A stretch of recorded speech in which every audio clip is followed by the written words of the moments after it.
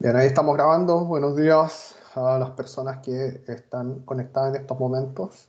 También saludamos a los que se vayan a conectar en lo futuro. En esta clase vamos a retomar lo que estábamos viendo en la última de nuestras sesiones. Estábamos tratando, recordarán ustedes, los delitos contra la libertad sexual. Y en particular habíamos comenzado el estudio dogmático de la violación del artículo 361. Voy a proyectar nuevamente la minuta para que la podamos ver.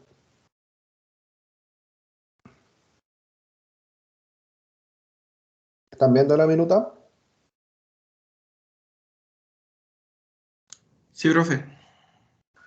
Bien, sobre la violación del 361 ya habíamos visto cuestiones referentes a la determinación del sujeto activo, no nos extendimos latamente sobre eso en la clase anterior, también sobre algunas consideraciones en torno al sujeto pasivo y particularmente que este está acotado por la edad, en consideración a la edad de la víctima, ¿sí?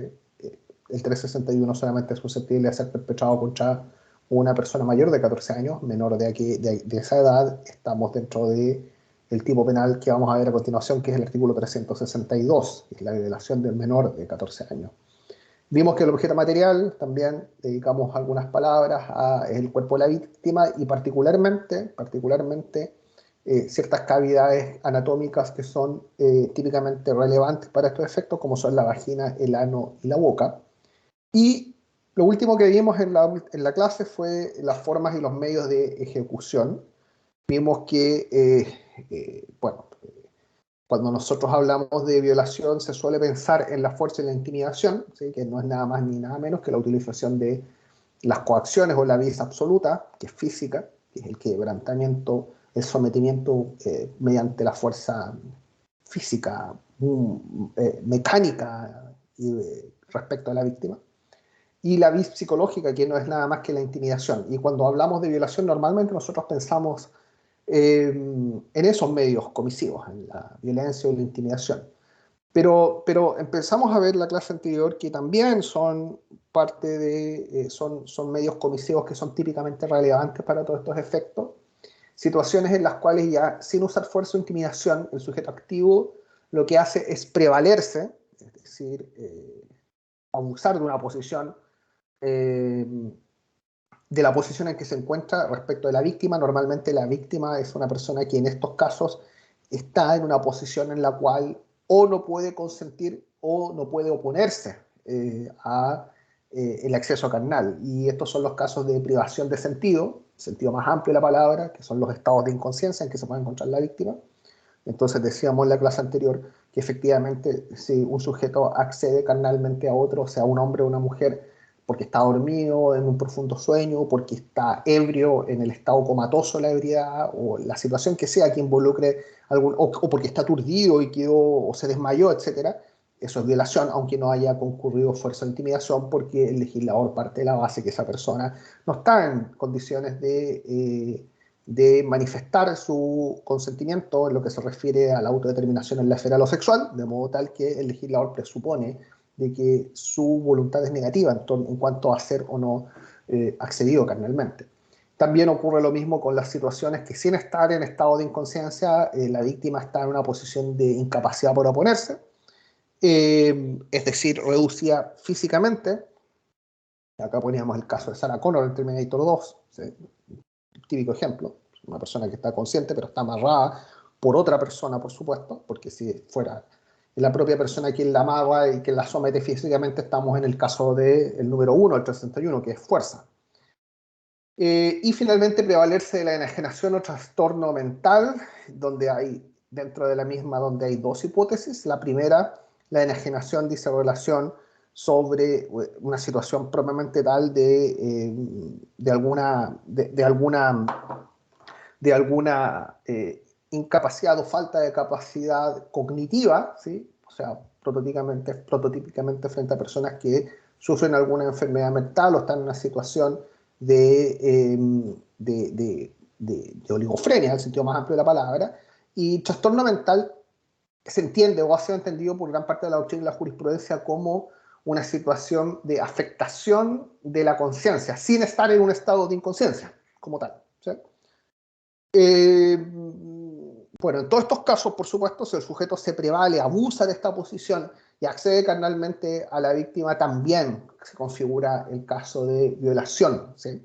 Por lo mismo, saquémonos de encima la idea que a lo mejor tienen las personas profanas que consideran que solamente hay violación cuando hay un acceso carnal mediante violencia o intimidación, porque realmente la noción de violación involucra el acceso carnal no solamente por violencia e intimidación, sino que también en las situaciones que ya hemos visto. Bueno, ya vimos que la conducta es acceder carnalmente y el resultado es, bueno, es la penetración como tal, ¿sí? La penetración. Por lo mismo, el momento consumativo está íntimamente ligado a lo que la doctrina denominaba la immisio penis, denomina la immisio penis. El delito está consumado cuando el pene del sujeto activo, el glande, aunque sea, ha traspasado o ha ingresado, aunque sea parcialmente, a la cavidad típicamente relevante, ano, vagina o boca. Con lo cual, obviamente, quedó descartada una teoría vieja y tradicional, antigua, que era la vieja teoría que ustedes la pueden encontrar en los libros del siglo XIX, principios del siglo XX, que era la teoría del immisio seminis, que consideraba que realmente la violación estaba consumada cuando había eyaculación.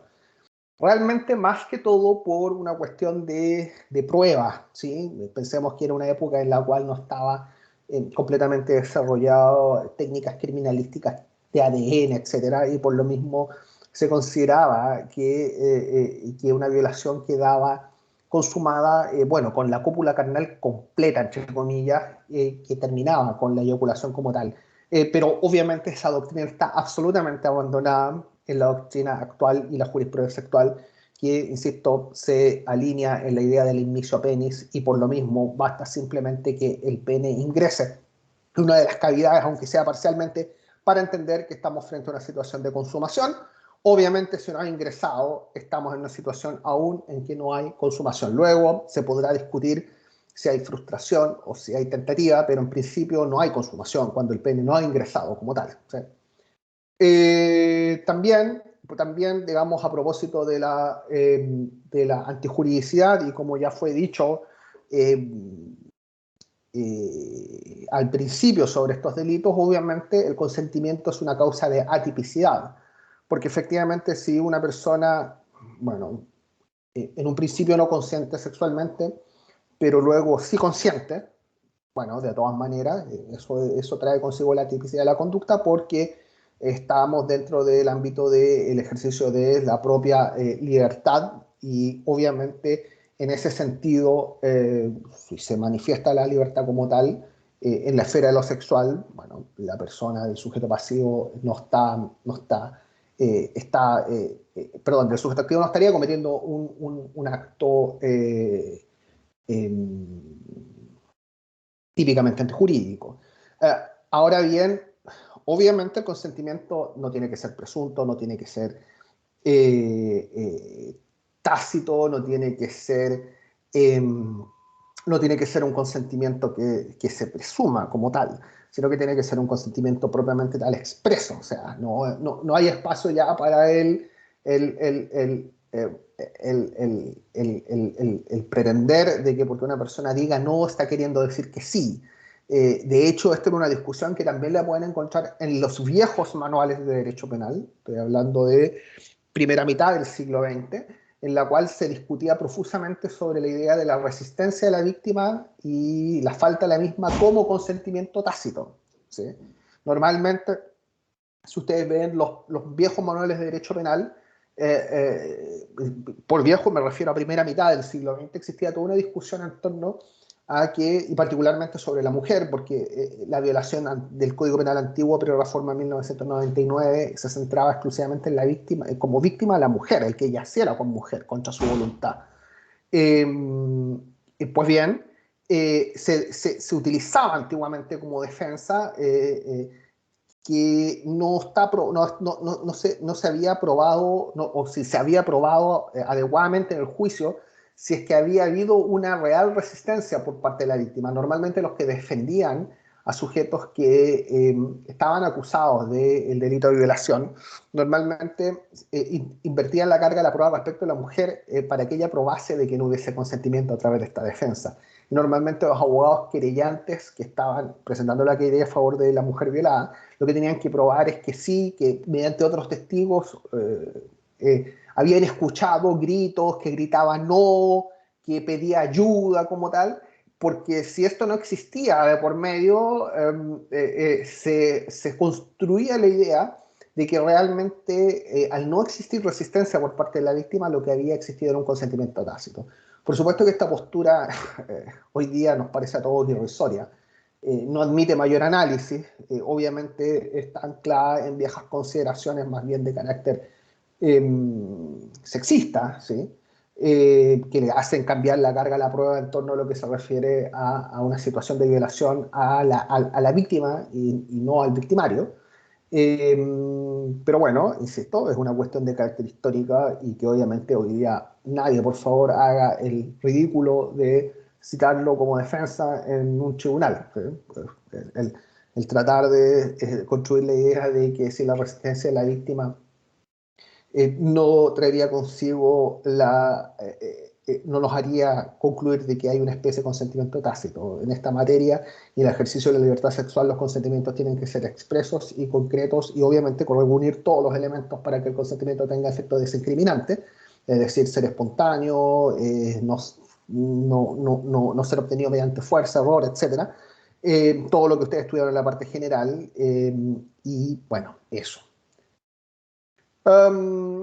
Les decía que el momento consumativo en este caso es obviamente el pene ingresando en las cavidades anatómicas típicamente relevantes, la teoría de la inicio pene.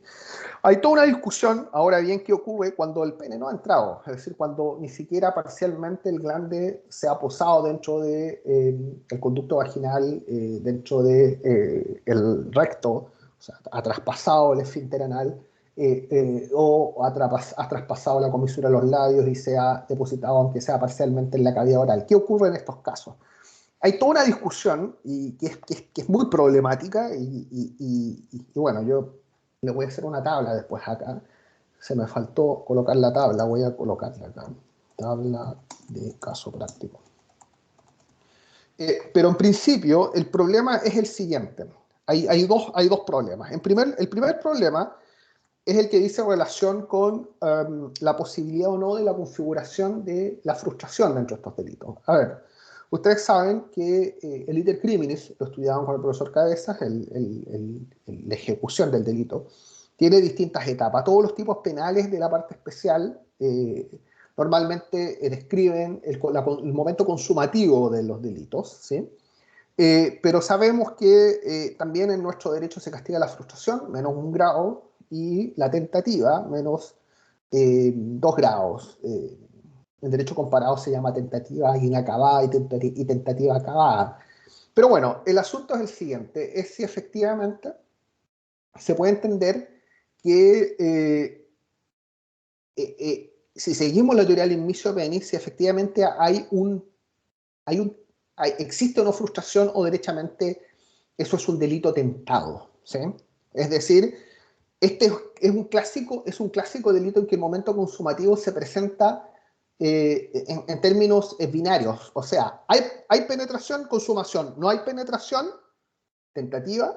Luego, ¿es posible que hablar de frustración? Esa es la pregunta, ¿sí? O sea, si hay una cosa o hay la otra. No hay términos intermedios. No hay es que realmente el pene completo es consumación, la mitad del pene, por ejemplo, es frustración y el pene afuera es tentativa. No. Este es un típico ejemplo de un delito que no admite un momento de intercrímenes graduable en 3 etapas como tal, ¿sí? Porque o está dentro o está afuera. La pregunta es luego, ¿qué ocurre cuando está afuera? ¿Eso es frustración o eso es tentativa? La verdad es que la doctrina eh, no está eh, no tiene una posición unánime sobre el particular. Hay autores que consideran que efectivamente, por ejemplo, Rebacova, que consideran que este es un delito simplemente que no admite la frustración porque no es posible hablar de una gradualidad intermedia entre inmicio penis y pene afuera, ¿sí? No hay. Si está afuera es tentado, si está adentro es consumado, y no es posible hablar de un momento intermedio dentro del grado de ejecución del delito. Hay otros autores, dentro de los cuales yo no soy una persona que se dedica al estudio de estos, pero a mí es la postura que me convence, y que es la que sostiene en Chile Rodríguez Collado, que consideran que, no obstante que efectivamente en la conducta como tal y el núcleo involucra que el momento consumativo ocurra o no ocurra, si de haber inmiso penis o no estar presente esta, no obstante eso, se puede agregar un tercer estado consumativo, tomando en cuenta la situación de que el sujeto haya ingresado dentro de los límites de las circunstancias típicas concomitantes a la conducta. Particularmente Rodríguez Collado se refiere a los medios comisivos, es decir, de que efectivamente pene afuera no es consumación de ninguna manera, pene adentro sí es consumación, pero, por ejemplo, pene afuera, habiendo desnudado a la víctima y habiéndola sometido ya mediante violencia e intimidación, puede ser una situación de frustración, ¿sí? Por su parte, que una persona que no haya podido aún someterla mediante la intimidación o la violencia, pero no alcanzó a acercarse a la ejecución propiamente tal del acceso carnal, está en una situación de tentativa. Es decir, gente como Rodríguez Collado lo que introduce son los elementos comisivos, los medios comisivos como parte de la ejecución del intercrimen, si no se centra exclusivamente en el núcleo, acceder o no acceder carnalmente, sino que analiza el tipo penal como un todo.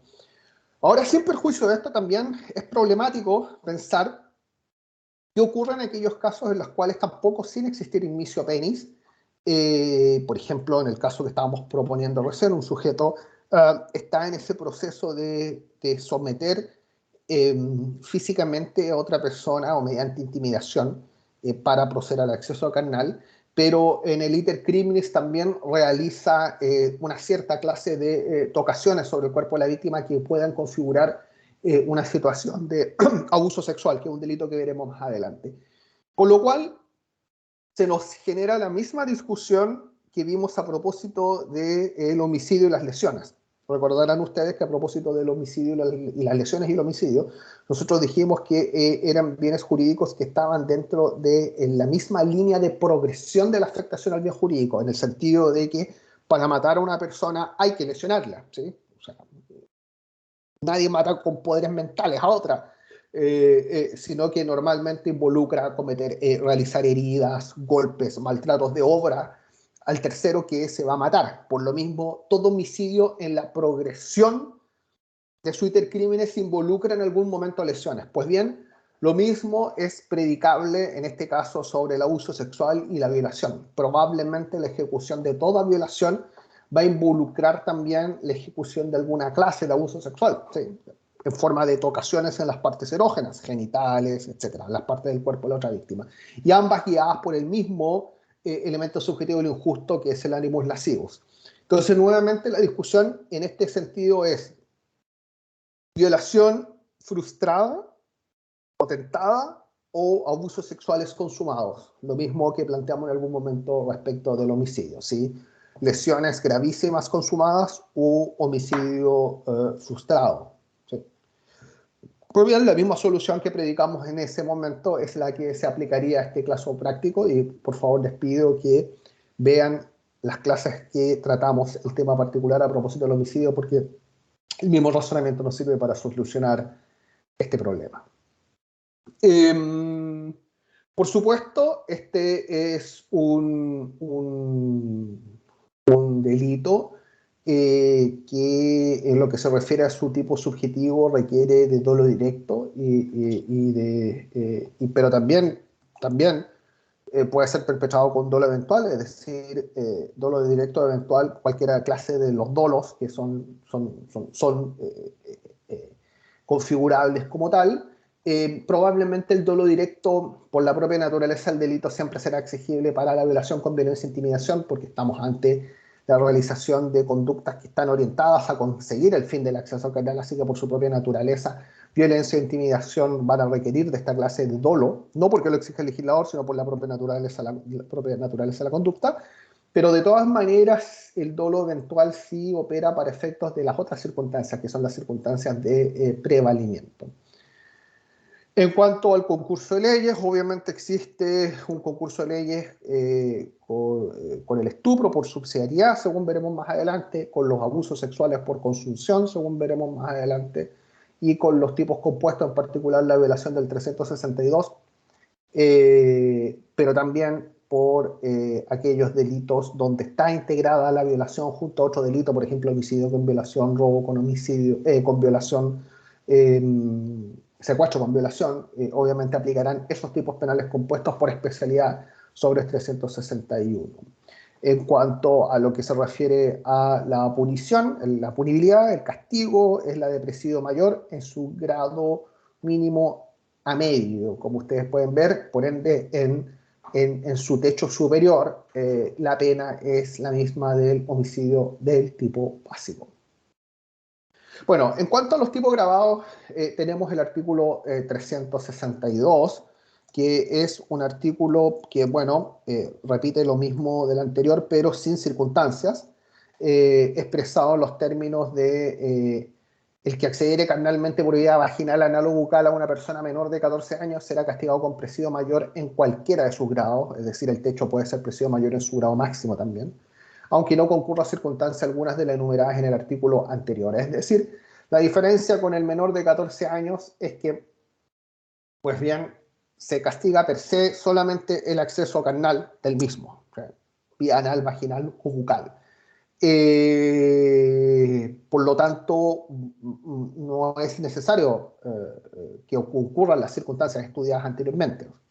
Dicho de otra manera, no es necesario que haya violencia o intimidación, no es necesario que haya prevalimiento de una situación de inconsciencia del menor o de una situación en la cual no pueda oponer resistencia, o de un trastorno mental transitorio o de una situación de enajenación mental. O de una afectación propiamente tal de sus capacidades cognitivas. Simplemente hay acceso carnal al menor, 362 se configura. Algunos autores, por lo mismo, la llamaban violación impropia.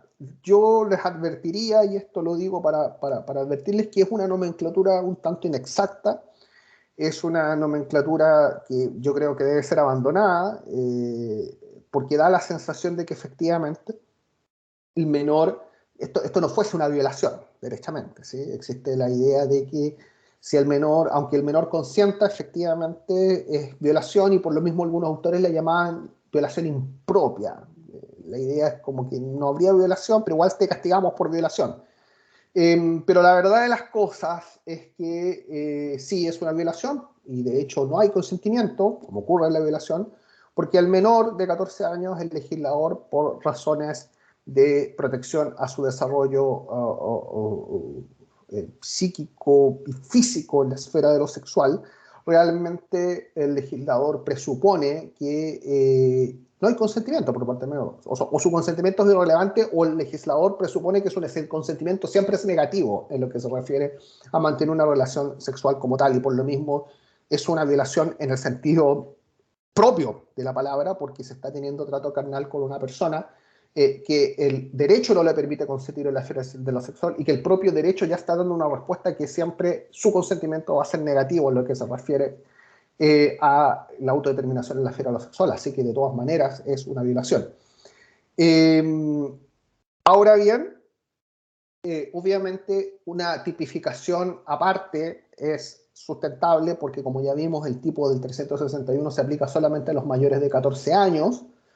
Los mayores de 14 años están en una situación intermedia en la cual pueden consentir en la esfera de lo sexual, pero con ciertos límites que veremos más adelante, límites que están dados por el estupro, es decir, el mayor de 14 y menor de 18 tiene algún grado limitado de consentimiento en la esfera sexual, limitado por las circunstancias del estupro que veremos más adelante, En cambio, el menor de 14 no está ni en el 361, pero tampoco está en el estupro del 363, sino que su situación es la de estar completamente fuera de la posibilidad de mantener trato carnal con otra persona y particularmente con otra persona adulta. Y por lo mismo, es la razón de tener tipificado el 362. Obviamente que en todos estos casos siempre va a ser muy importante para la casuística, para la resolución del caso, las situaciones de error de tipo y error de prohibición, ¿sí? Error de tipo, obviamente, en este caso y el error de prohibición pueden aparecer, siendo que los ambos son muy, muy distintos entre sí. De hecho, yo les pregunto a ustedes, eh, si estamos frente a una o a un menor de 14 años que por algunas razones hormonales, por ejemplo, tiene una serie de características que lo hacen ver mayor de 18. Pongo ese primer ejemplo, aunque ese es muy difícil, pero lo hace parecer mayor de 14. Pensemos que para efectos de mayor de 14 ya no está dentro del 362.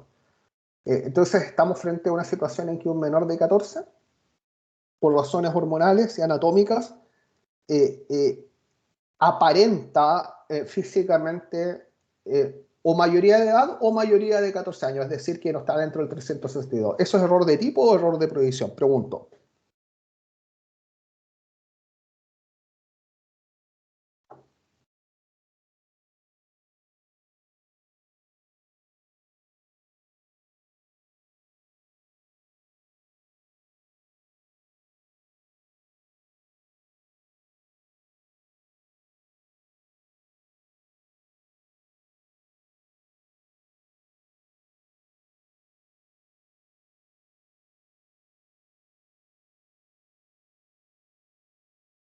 Perdón, dejé hecha la pregunta. ¿Error de tipo o error de prohibición?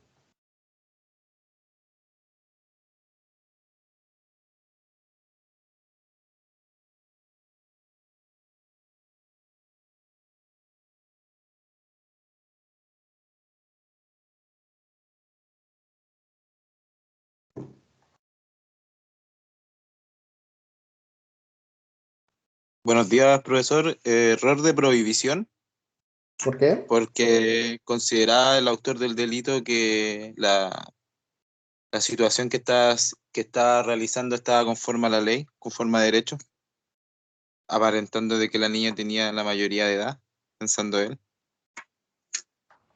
¿Están todos de acuerdo en esta postura? Yo sí, Pablo, profesor. Pablo, usted levantó la mano antes de Jorge. Sí, era otra pregunta, pero Ah, ya, no, igual, después vamos a esa pregunta entonces. Jorge, sí, no, pero quería agregar quizás como el caso, además como de el presumir algo, puede ser, por ejemplo, que el sujeto menor de edad le hubiese dicho que tenía más edad, también puede caber dentro de eso. perdón, el menor engañó al adulto y le dijo que era más viejo. Claro, que tenía, no sé, 17, 16, y en verdad Ah, tenía ok. 13. ¿Ya? Y con esa variante, ¿qué estamos? ¿Frente a un error de prohibición o frente a un error de tipo? Te pregunto, Pablo.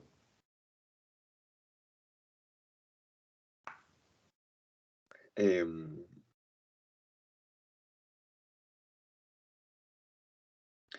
Error de tipo, porque es como un error más de hecho, ¿no?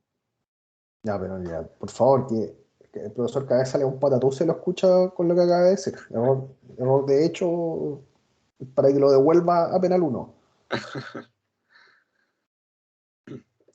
Em, Jorge, lo escucho. Profesor, yo concuerdo con el primer compañero que es error de prohibición, ya que el sujeto ignora que se obra en forma contraria a derecho. Ya. ¿Está todo el curso de acuerdo en eso? ¿En que estamos frente a una situación de error de prohibición? ¿O alguien tiene una posición contraria?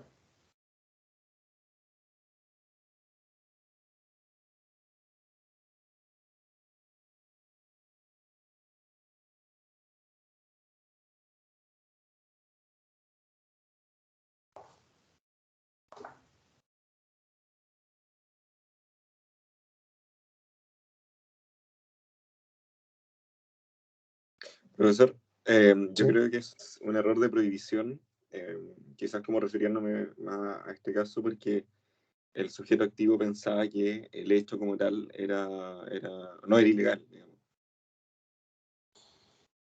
A ver, a ver. Repasemos un poco los conceptos. El error, ¿cómo lo estudiamos en la parte general?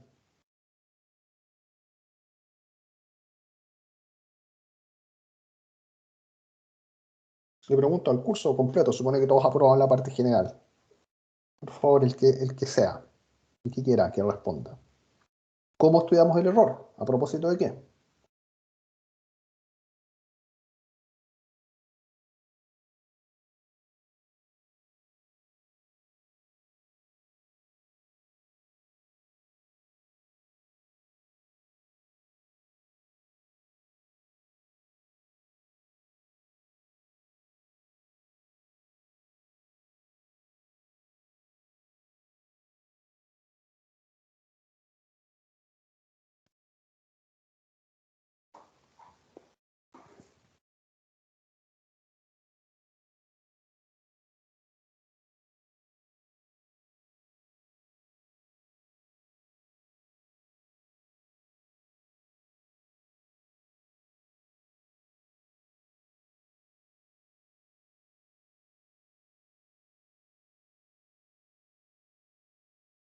A ver, Bettina Rus, ¿cómo estudió usted el error en la parte general del derecho penal?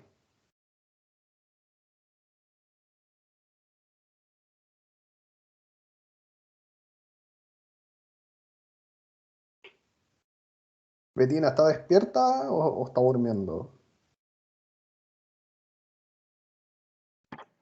Profesor, ¿se escucha?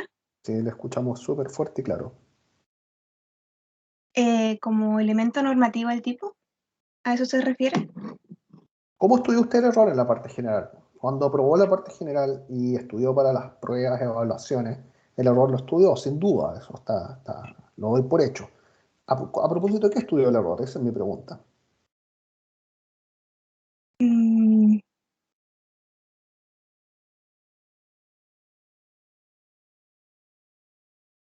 que no sabía cómo explicarlo. Pero estudió el error, ¿sí? Sí, sí lo estudié. Ya, y mi pregunta es, ¿usted a qué asocia el error? Dentro del derecho penal, por supuesto.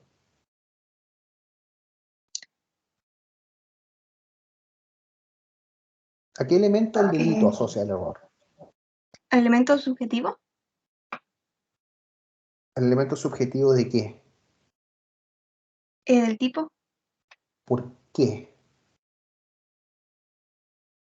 Esa pregunta, esa respuesta es correcta, pero quiero saber por qué. ¿Y qué clase de error? ¿Qué clase de error estudia usted? Em, el error de hecho, o sea, es que no sabría No, cómo explicar. no. El error, de hecho, sáquelo de la cabeza. Eso Así, es derecho civil. Eso no tiene nada que ver sí, en penal. el ¿Qué error de cla- tipo, Ya, el error de tipo y em, ay, no recuerdo. que alguien le ayude a la compañera que otro error estudiaron.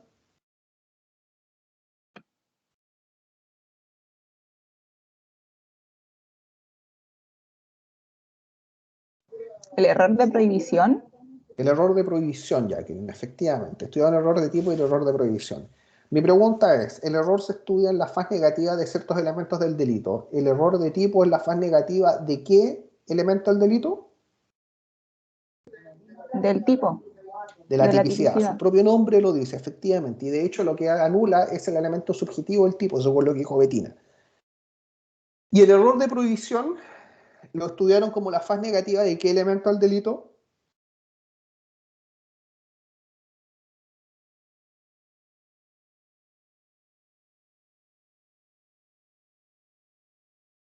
Que responda el que quiera.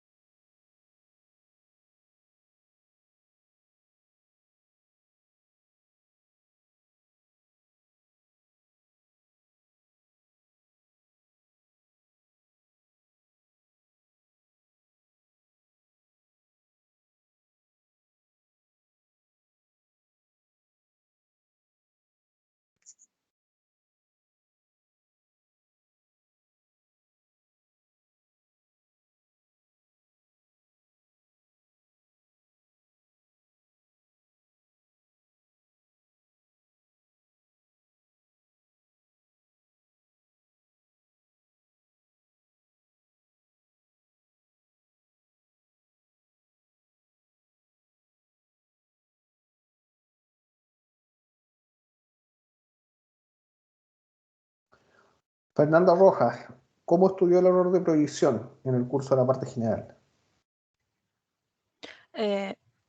Dice que el error de prohibición recae sobre la ilicitud del hecho.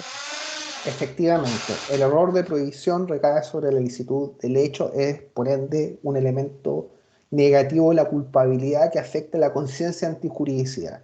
Entonces el error de tipo afecta el elemento subjetivo el elemento subjetivo del tipo, el dolo en particular, porque el sujeto derechamente yerra sobre ciertos elementos que configuran el tipo, particularmente elementos que son parte de la descripción típica, normalmente elementos descriptivos, ¿sí?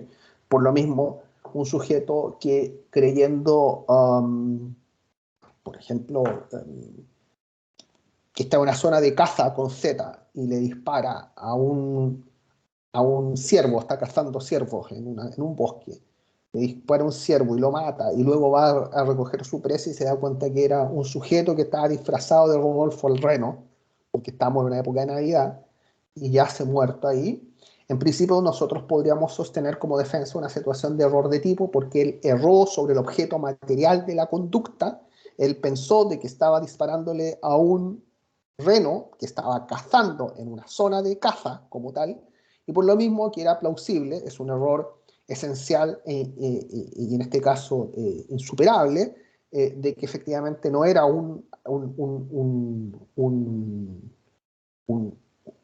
alce, sino que era una persona disfrazada de ciervo, una persona disfrazada de Rodolfo el Reno en la época de Navidad. Entonces ahí es susceptible sostener que nuestro defendido en este caso obró un error de tipo en lo que se refiere al objeto de la conducta, al objeto material del delito como tal. Ahora, sin perjuicio que esto anula el dolo, para todos los efectos podríamos quedar todavía dentro de la discusión de si existe o no un homicidio culposo. ¿Sí? Eso es otra discusión. Podríamos ver si efectivamente tomó todas las medidas de cuidado, si realmente el sujeto es o no le es o no imputable una situación de responsabilidad penal culposa. Esa es otra harina, otro costal, pero el error de tipo en este caso anula el dolo y anularía el elemento subjetivo del tipo que requerido para la configuración del homicidio doloso, y en este caso tenemos un error de tipo. Por supuesto que un error de prohibición es todo lo contrario. Por un error de prohibición no estamos frente a una situación que lleva en elementos del tipo, el error no recae sobre ciertos elementos descriptivos del tipo, sino que el sujeto lo que hace es derechamente errar en el carácter ilícito de la conducta, como se dijo su compañera recién. El sujeto o cree o está en el convencimiento, y ahí está el error, de que lo que realiza no es antijurídico, no es típicamente antijurídico, o sea, lo que hizo no es delito, derechamente, porque no está prohibido, y es por eso que se llama error de prohibición, no está prohibido, no es ilícito lo que estoy haciendo, y por lo mismo, en ese sentido, si está permitido, pues bien, no hay conciencia antijuridicidad, de lo que se anula ya no es que el acto sea típicamente antijurídico, sino lo que se anula es que el acto sea culpable, reprochable al sujeto que lo perpetró. O también el sujeto lo que puede hacer es que, sabiendo o teniendo conciencia de que la situación se encuentra, de que es una situación en la cual está prohibida por el derecho, él considera que ha obrado cubierto por una causa de justificación, cualquiera. Legítima defensa, estado de necesidad. Normalmente, cuando se refiere al error de prohibición, las circunstancias que suelen concurrir más que la legítima defensa y el estado de necesidad, que tiene un tratamiento distinto, según veremos, o según vieron con el profesor Cabeza, son el cumplimiento del deber o el ejercicio legítimo de un derecho. O sea, realmente el sujeto lo que cree es que, miren, no sé si esto está o no prohibido, pero lo que yo sé es que yo actúe conforme a derecho en el ejercicio legítimo de un derecho o en el cumplimiento de un deber como tal. ¿Sí? Y esas son circunstancias en las cuales también podría haber un error de prohibición que se llama error de prohibición indirecto. O sea, el sujeto sabe que está prohibido, pero cree que está cubierto por una causa de justificación, o que lo que está realizando está amparado por una causa de justificación. Entonces, nuevamente, en el caso de que un sujeto tenga relaciones sexuales con una persona menor de 14, pero por razones anatómicas u hormonales, o inclusive por el engaño, en el caso que propuso Pablo, considere o tenga la representación de que esa persona realmente es mayor de edad, comete o estaría en una situación de error de tipo o error de provisión? Habiendo dado toda esta explicación, pregunto nuevamente.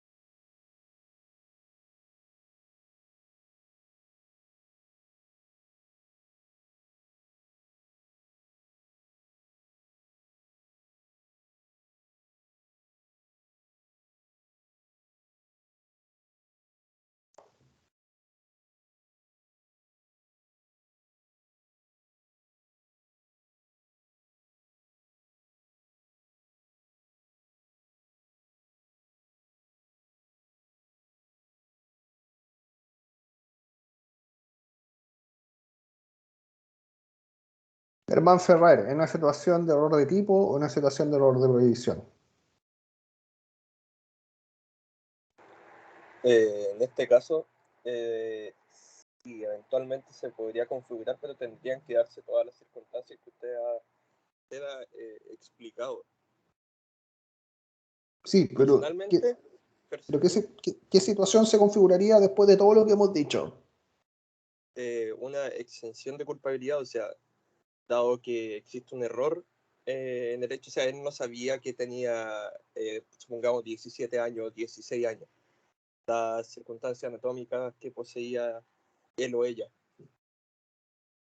Pero estamos hablando de una situación de una persona menor de 14. Ah, menor de 14. Ah, no, Sí. en ese caso no se configura.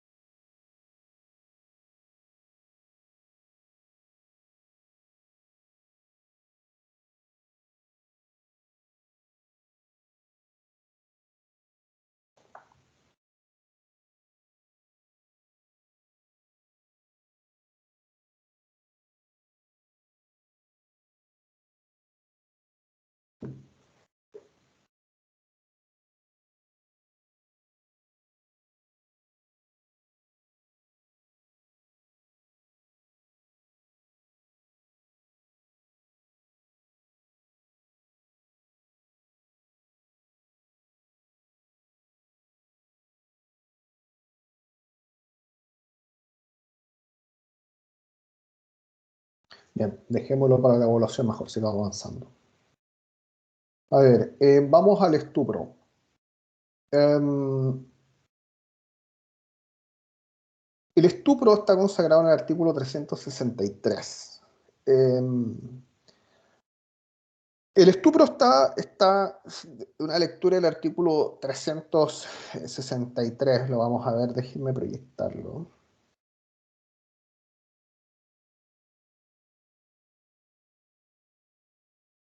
¿Están viendo el artículo 363?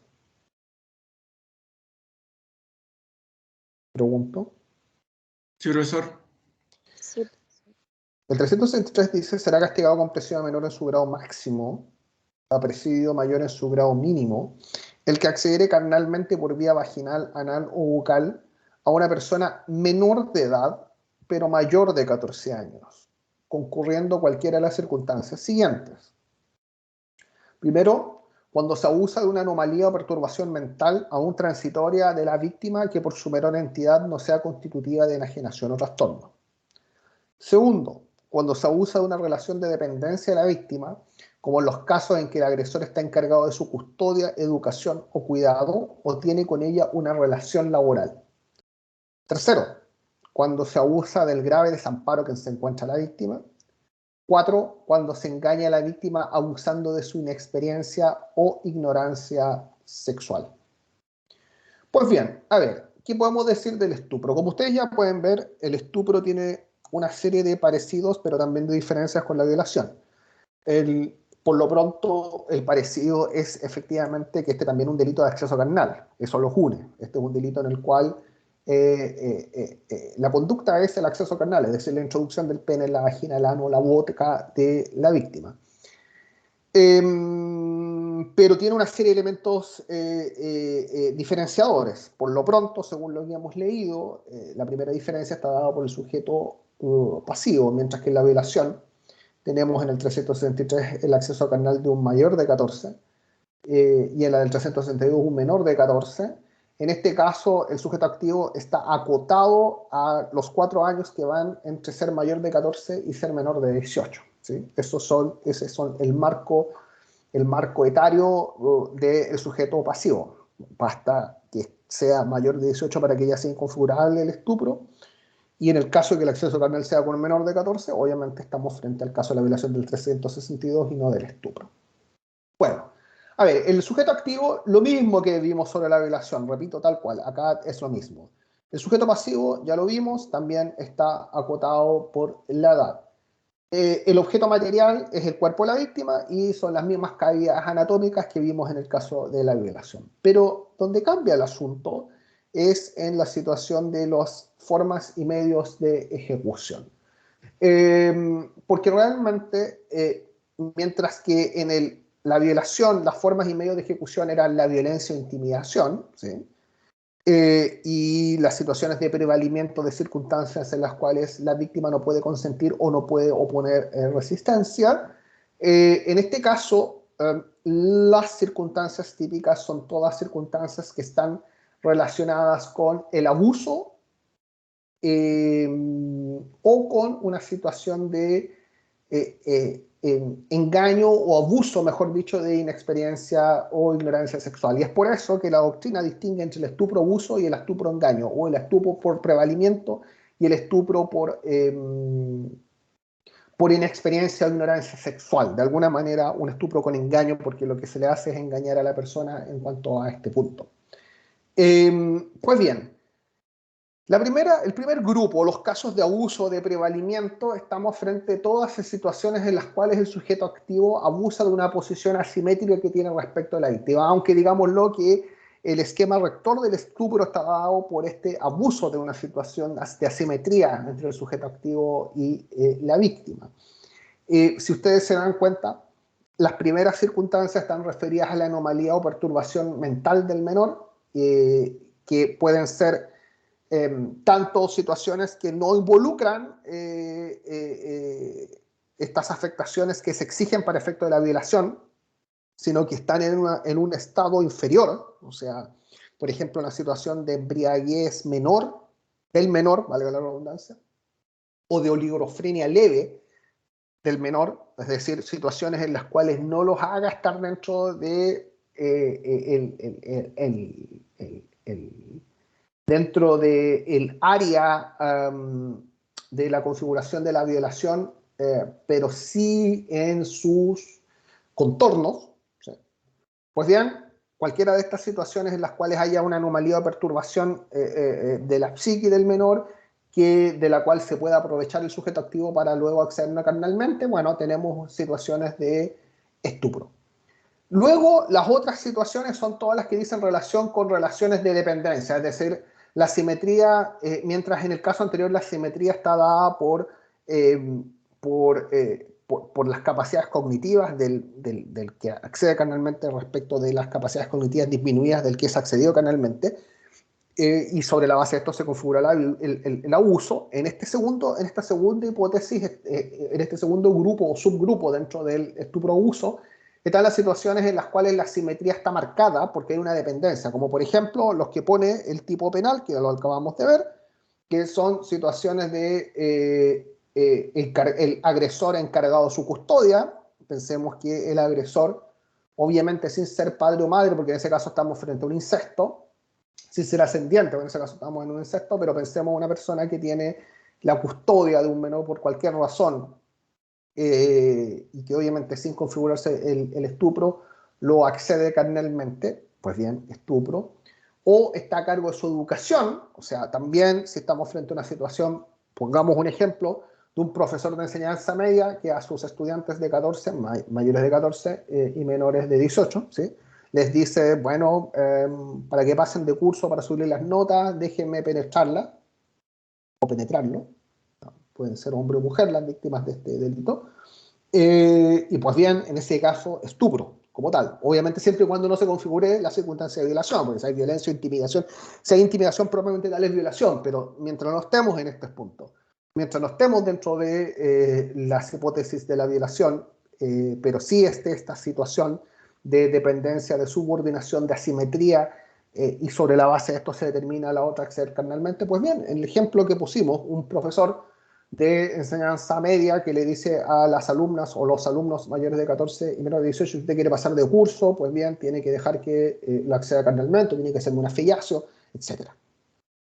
Entonces, custodia, cuidado y también o una relación laboral. Otra circunstancia también de asimetría o de dependencia, en la cual obviamente si un empleador tiene a una trabajadora o a un trabajador menor de edad, por ejemplo, haciendo su práctica, que es una posibilidad, no te apruebo la práctica o no te contrato en este trabajo o no te renuevo tu contrato si no tienes trato carnal conmigo, bueno, estupro. Obviamente siempre y cuando la víctima sea menor de 14, menor de 18, mayor de 14. También lo mismo ocurre con situaciones de grave desamparo, cuando el sujeto se aprovecha. El desamparo, según la doctrina, puede ser tanto económico como moral, porque obviamente se ve limitada la voluntad del menor. Entonces, si un sujeto también lo que hace es, no sé, para un menor que está en una situación de calle y para que pueda comer y darle comida o vestido, pues bien, te lo doy a cambio de mantener relaciones sexuales, acceso carnal. Eso obviamente también es estupro si el menor es mayor de 14, menor de 18, y siempre y cuando no estemos dentro de las hipótesis de la violación.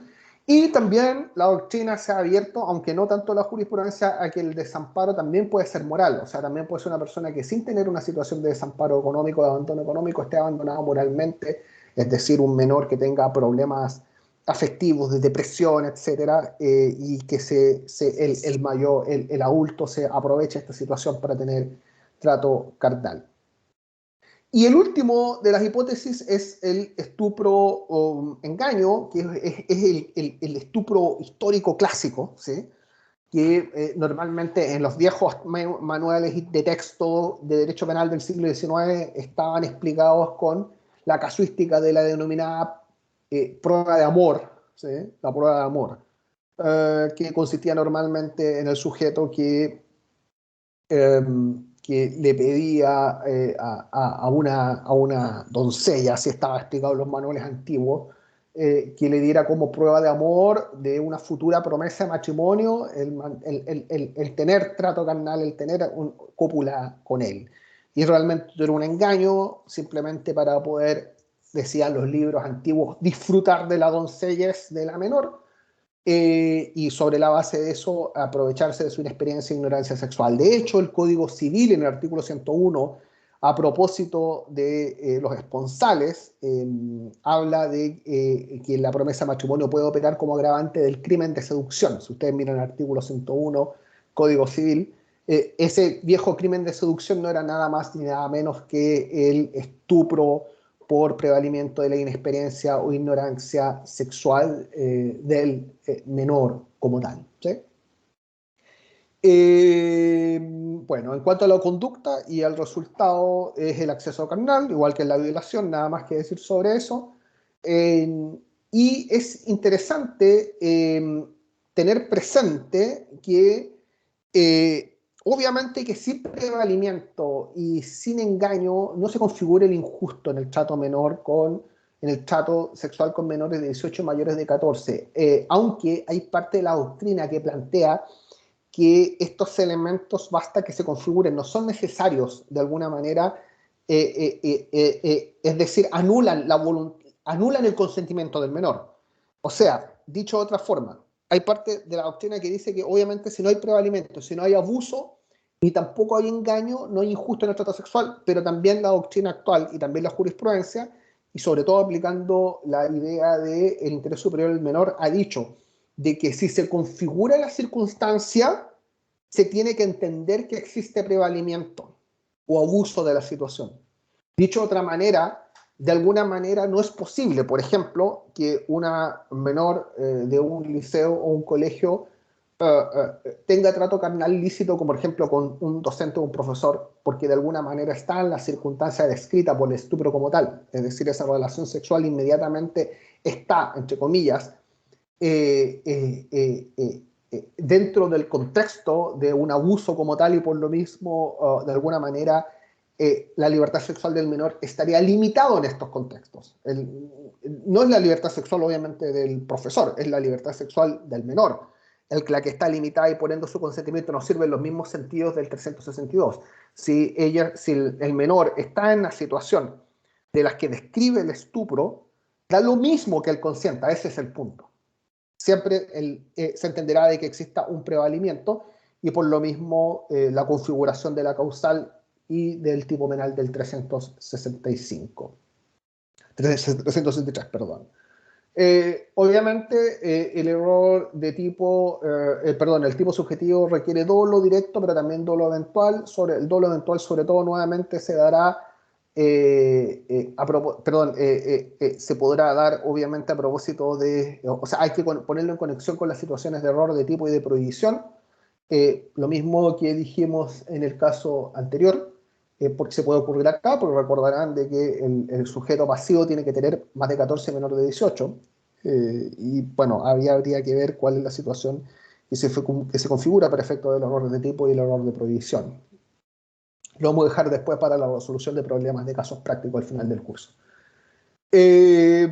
Por supuesto que el concurso de ley es de subsidiariedad con la violación, porque en el caso que ocurra una situación de acceso carnal violento por intimidación o por cualquiera otra de las causales que están en el 361 o en el 362, se aplica el tipo penal de la violación y no el estupro. El estupro opera subsidiariamente cuando no se configuren los elementos de la violación respecto de un menor de 18 mayor de 14, y con los abusos sexuales también hay una situación de subsidiariedad, pero que dice relación ya no con las circunstancias propiamente tal del tipo, ni con la edad del sujeto pasivo, sino con lo que dice relación a el verbo rector, porque obviamente que si estamos frente a estas situaciones en la cual hay una situación de dependencia, cualquier situación que configure el estupro uso o la estupro ignorancia o engaño, pues bien, si lo que hay de por medio son tocaciones y no acceso carnal, operará el tipo penal de abusos sexuales, de todas maneras. Y no el de estupro, porque obviamente no se ha configurado el acceso carnal, pero siempre subsidiariamente es aplicable el abuso sexual.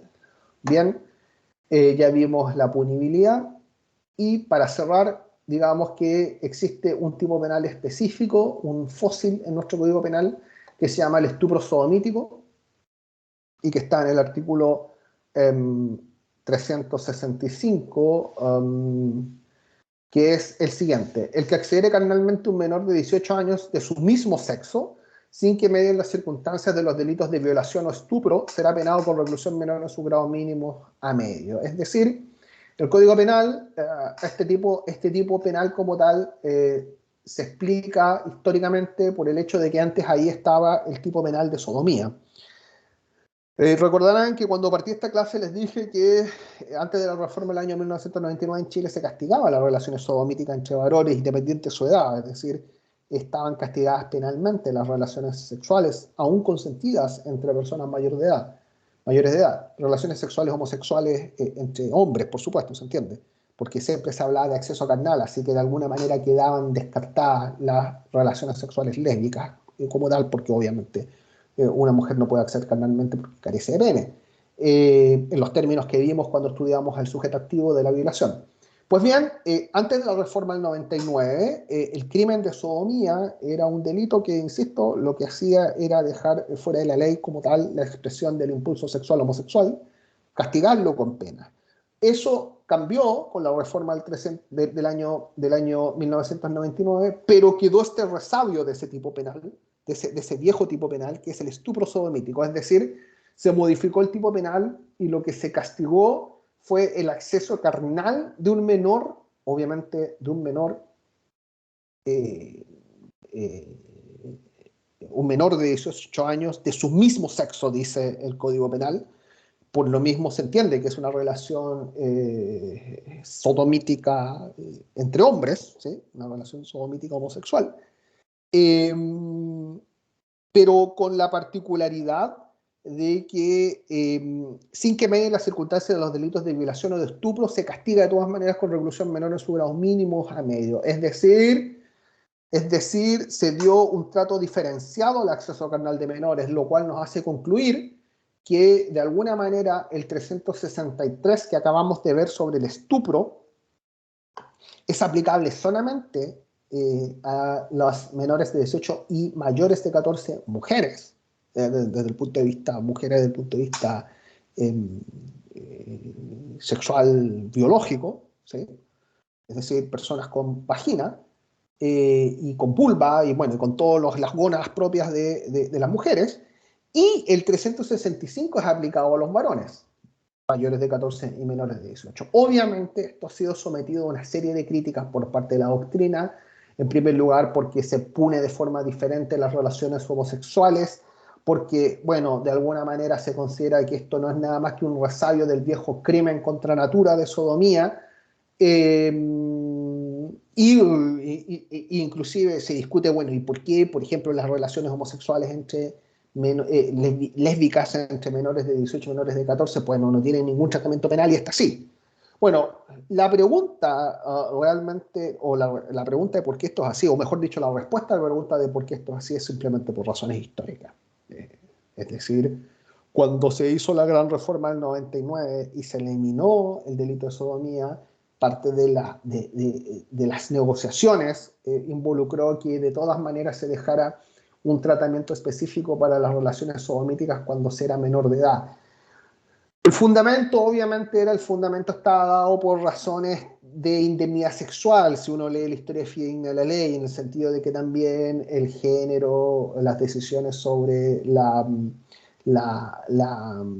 preferencias sexuales de las personas todavía no están definidas antes de los 18 años, y de alguna manera se utilizó el mismo razonamiento de la indemnidad sexual, de proteger el normal desarrollo como tal.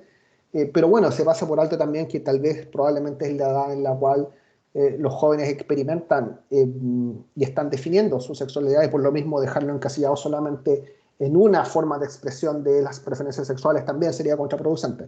Pero la verdad es que el 365 está ahí por estas razones que son meramente históricas. Actualmente no tiene ninguna justificación al punir de forma diferente las relaciones homosexuales, pero bueno, así está. Y por lo mismo esto nos lleva, que insisto, que el resultado lógico de la existencia de este 365 es concluir que finalmente el 363 se aplica solamente para mujeres, y efecto de los menores de 18 mayores de 14 opera el artículo 365. Para cerrar, veamos brevemente el estupro por introducción de objetos o animales que se encuentra en el artículo 365 bis, que de alguna manera es una forma de abuso sexual agravado, pero que cuando se trata de mayores de 14 y menores de 18, en el número 3 del 365 bis, y concurran las circunstancias del estupro, se castiga como tal. Bueno, digámoslo, el 365 bis lo que castiga son todas esas circunstancias intermedias entre lo que es el abuso sexual. Recuerden que son tocaciones sin acceso carnal al abuso sexual, y el acceso carnal propiamente tal, que es la introducción del pene en la vagina, el ano o la boca. Y entre medio estarían estas circunstancias de introducción de objetos o animales en estas mismas zonas que no califican de violación, porque no hay acceso carnal, pero tampoco califican de abuso sexual, que son meras tocaciones, porque sí hay introducción de objetos, pero el legislador le ha dado un tratamiento intermedio más agravado que un abuso sexual, menos que una violación como tal, y tiene su tratamiento propio en el artículo 365 bis. Lo leo. Si la acción sexual consistiera en la introducción de objetos de cualquier índole por vía vaginal, anal o bucal, o se utilizar en animales en ellos, será castigada primero con presidio mayor en su grado mínimo o medio si concurre cualquiera de las circunstancias enumeradas en el artículo 361, es decir, violación. Si ocurre cualquier circunstancia de la violación, violencia, intimidación, prevalimiento de una situación de imposibilidad de consentir o de manifestar una oposición al acceso carnal, pues bien, tenemos que, y lo que se hace es introducir un palo, un dildo, cualquier objeto finalmente que se introduzca en la zona de la vagina, anal o bucal, bueno, 361. Luego en el número 2, si la víctima fuera menor de 14 años, presidio mayor en cualquier subgrado si la víctima fuera menor de 14 años. Fíjense bien cómo se castiga tal cual el 362. O sea, el 362 castiga no solamente castiga la introducción del pene, pero si lo que se hace al menor es introducirle un dildo, es la misma pena finalmente. Y luego en el número 3, con presidio menor en su grado máximo, presidio mayor en su grado mínimo, si concurre alguna de las circunstancias enumeradas en el 363, es decir, frente a las situaciones de estupro, y la víctima es menor de edad, pero mayor de 14 años, la misma situación del estupro. Entonces, como ustedes pueden ver, este 365 bis está intermedio entre, es el puente entre delitos de simple acceso carnal y delitos solamente de abuso, en el cual no hay acceso carnal, pero tenemos acceso, pero que no es carnal, sino que es de objetos, por lo mismo es más que un abuso normal, pero menos que un delito de violación o de estupro como tal, y por ende tiene su tratamiento específico en el 365. Bien, y llegamos hasta acá en la clase de hoy. Vamos a continuar la próxima con el abuso sexual. Les agradezco su atención a todos los que se quedaron en la clase. Bueno, los que arrancaron, por el que no le hicieran preguntas, etcétera, ya están en su derecho, da igual. Pero por favor, mi consejo que siempre les he dado, no se puede estudiar la parte especial sin saber la parte general. Y eso es una cuestión que, por lo menos en nuestra disciplina, aunque yo creo que en todas, derechamente, es una cuestión muy, muy importante. No se puede tener solamente estudiar simplemente los delitos desconectados plenamente de todos los elementos de la responsabilidad penal que se le llama teoría del delito, todos los elementos referidos a los concursos para efectos de interpretar cuáles tipos se configuran o no, estudiados en la teoría de la ley penal y de la interpretación de la ley penal en la parte general. No es posible entender, saber, aplicar la parte especial desconociendo la parte general. Entonces, mi consejo, y el que siempre les he dado, si quieren aprender adecuadamente más allá de la prueba, realmente la prueba es una anécdota. Lo relevante es que ustedes aprendan para la vida, porque se estudia para la vida, no se estudia para la prueba, ¿sí? O sea, sí. Digo, en el caso que quieran ser fiscales, defensores o jueces, probablemente a lo mejor a ninguno le importa ser defensor, fiscal o juez y se quieren dedicar a otra disciplina. Y bueno, y obviamente ya da lo mismo, hay que pasar la prueba nomás. Pero los que estén interesados en el derecho penal, en dedicarse a esta disciplina y quieran aprender por ende para la vida lo que estamos estudiando acá, no dejen de siempre tener sobre la mesa sus resúmenes de la parte general, sus fichas, su material sobre la parte general, los libros de la parte general, tener bien claras las instituciones de la parte general, porque sin parte general es imposible entender la parte especial. Bien, les agradezco su atención y nos vemos en la próxima clase. Que estén bien. Hasta luego. Hasta luego, profesor. Hasta luego, Gracias. profesor.